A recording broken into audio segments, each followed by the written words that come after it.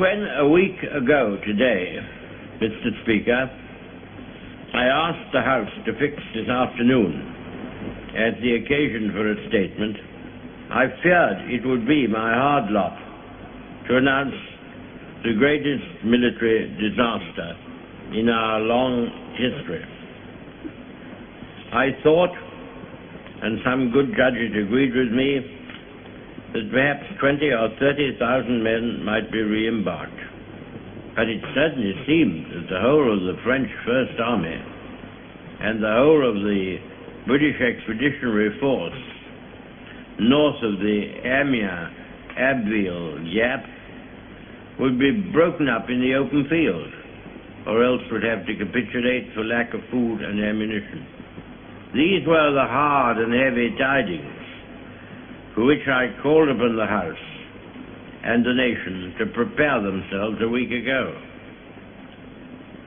The whole root and core and brain of the British Army, on which and around which we were to build and are to build the great British armies in the later years of the war, seemed about to perish upon the field or be led into an ignominious and starving captivity. The enemy attacked us on all sides with great strength and fierceness, and their main power, the power of their far more numerous air force, was thrown into the battle or else concentrated upon Dunkirk and the beaches. Pressing in upon the narrow exit, both from the east and from the west, the enemy began to fire with cannon upon the beaches by which alone the shipping could approach or depart. They sowed magnetic mines in the channels and seas. They sent repeated waves of hostile aircraft, sometimes more than 100 strong in one formation, to cast their bombs upon the single pier that remained, and upon the sand dunes on which the troops had their only shelter. Their U-boats, one of which was sunk, and their motor launches took the toll of the vast traffic which now began. For 4 or 5 days an intense struggle reigned. All their armored divisions, or what was left of them, together with great masses of infantry and artillery, hurled themselves in vain upon the ever-narrowing, ever-contracting appendix within which the British and French armies fought. Meanwhile, the Royal Navy, with the willing help of countless merchant seamen, strained every nerve to embark the British and Allied troops. 220 light warships and 650 other vessels were engaged. They had to operate upon the difficult coast, and often in adverse weather, under an almost ceaseless hail of bombs and an increasing concentration of artillery fire. Nor were the seas, as I have said, themselves free from mines and torpedoes. It was in conditions such as these that our men carried on with little or no rest, for days and nights on end, making trip after trip across the dangerous waters, bringing with them always men whom they had rescued. The numbers they have brought back are the measure of their devotion and their courage. The hospital ships which brought off many thousands of British and French wounded, being so plainly marked, were a special target for Nazi bombs, but the men and women on board them never faltered in their duty. Meanwhile, the Royal Air Force, which had already been intervening in the battle, so far as its range would allow, from our home bases, now used part of its main metropolitan fighter strength and struck at the German bombers and at the fighters, which in large numbers protected them. This struggle was protracted and fierce. Suddenly, the scene is cleared. The crash and thunder has, for the moment, but only for the moment, died away. A miracle of deliverance achieved by valor by perseverance, by perfect discipline, by faultless service, by resource, by skill, by unconquerable fidelity, is manifest to us all. The enemy was hurled back by the retreating British troops. He was so roughly handled that he did not harry their departure seriously. Sir, we must be very careful not to assign to this deliverance the attributes of a victory. Wars are not won by evacuations. But there was a victory inside this deliverance, which should be noted. It was gained by the Air Force. Many of our soldiers coming back have not seen the Air Force at work. They saw only the bombers, which escaped its protective attack. They underrate its achievements. I've heard much talk of this. And that is why I go out of my way to say this. I will tell you about it. This was a great trial of strength between the British and German air forces. Can you conceive a greater objective for the Germans in the air than to make evacuation from these beaches impossible, and to sink all these ships which were displayed almost to the extent of thousands? Could there have been an objective of greater military importance and significance? For the whole purpose of the war was this. They tried hard, and they were beaten back. They were frustrated in their task. We got the army away, and they have paid fourfold for any losses which they have inflicted. Sir, when we consider how much greater would be our advantage in defending the air above this island against an overseas attack, I must say that I find in these facts a sure basis upon which practical and reassuring thoughts may rest. I will pay my tribute to these young airmen. The great French army was very largely, for the time being, cast back and disturbed by the onrush of a few thousands of armored vehicles. May it not also be that the cause of civilization itself will be defended by the skill and devotion of a few thousand airmen? There never has been, I suppose, in all the world, in all the history of war, such an opportunity for youth.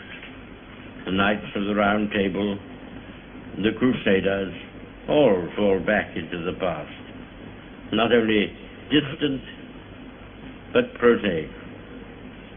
These young men going forth every morn to guard their native land and all that we stand for, holding in their hands these instruments of colossal and shattering power, of whom it may be said that every morn brought forth a noble chance, and every chance brought forth a noble night, deserve our gratitude, yes, to all the brave men in so many ways and on so many occasions are ready and continue ready to give life and all for their native land.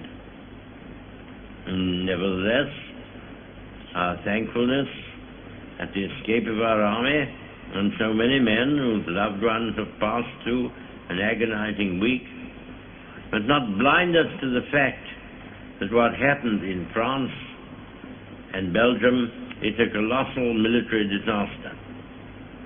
The French army has been weakened, the Belgian army has been lost, a large part of those fortified lines upon which so much faith had been reposed is gone. Many valuable mining districts and factories have passed into the enemy's possession. The whole of the Channel ports are in his hands, with all the tragic consequences that follow from that. And we must expect another blow to be struck almost immediately at us or at France. We are told, sir, that Herr Hitler has a plan for invading the British Isles. This has often been thought of before. When Napoleon lay at Boulogne for a year with his flat-bottom boats, and his grand army, he was told by someone, there are bitter weeds in England. There are certainly a great many more of them since the British Expeditionary Force returned. Sir, I have myself full confidence that if all do their duty, if nothing is neglected, and if the best arrangements are made, as they are being made, we shall prove ourselves once more able to defend our island home, to ride out the storm of war, and to outlive the menace of tyranny, if necessary for years, if necessary alone. At any rate, that is what we are going to try to do. That is the resolve of His Majesty's government, every man of them. That is the will of Parliament and the nation.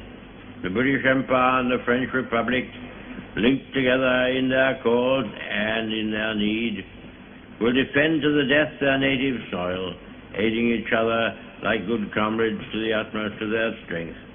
We shall go on to the end. We shall fight in France. We shall fight on the seas and oceans. We shall fight with growing confidence and growing strength in the air. We shall defend our island, whatever the cost may be. We shall fight on the beaches. We shall fight on the landing grounds. We shall fight in the fields and in the streets. We shall fight in the hills. We shall never surrender. And if, which I do not for a moment believe, this island or a large part of it were subjugated and starving, then our empire beyond the seas, armed and guarded by the British fleet, would carry on the struggle until, in God's good time, the new world, with all its power and might, steps forth to the rescue and the liberation of the old.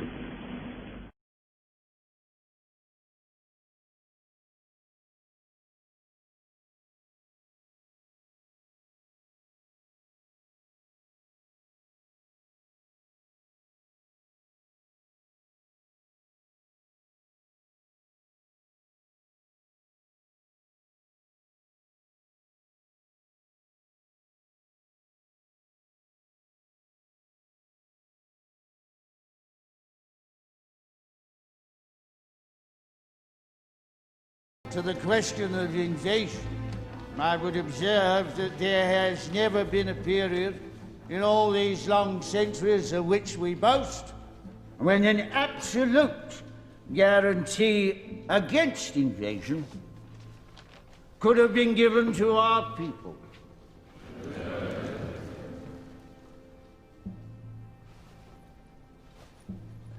But I have myself full confidence that if all do their duty, if nothing is neglected, and the best arrangements are made as they are being made, we shall prove ourselves once more able to defend our island home, to ride out the storm of war, and to outlive the menace of tyranny, if necessary, for years, if necessary, alone.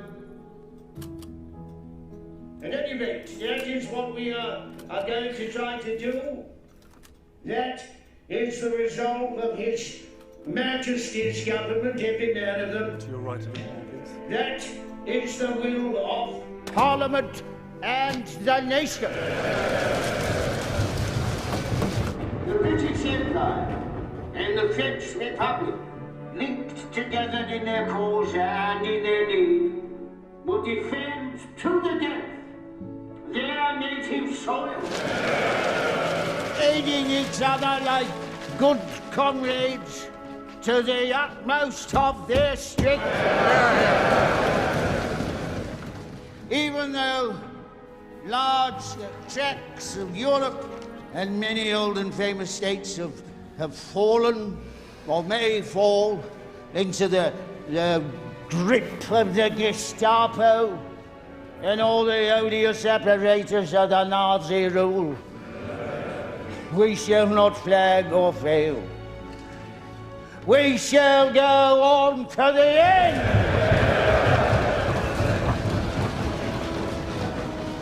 We shall fight in France.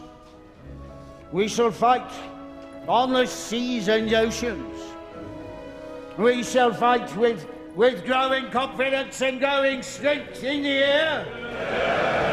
We shall defend our island, whatever the cost may be. We shall fight on the beaches. We shall fight on the landing grounds. We shall fight in the fields and in the streets. We shall fight in the hills. We shall never surrender!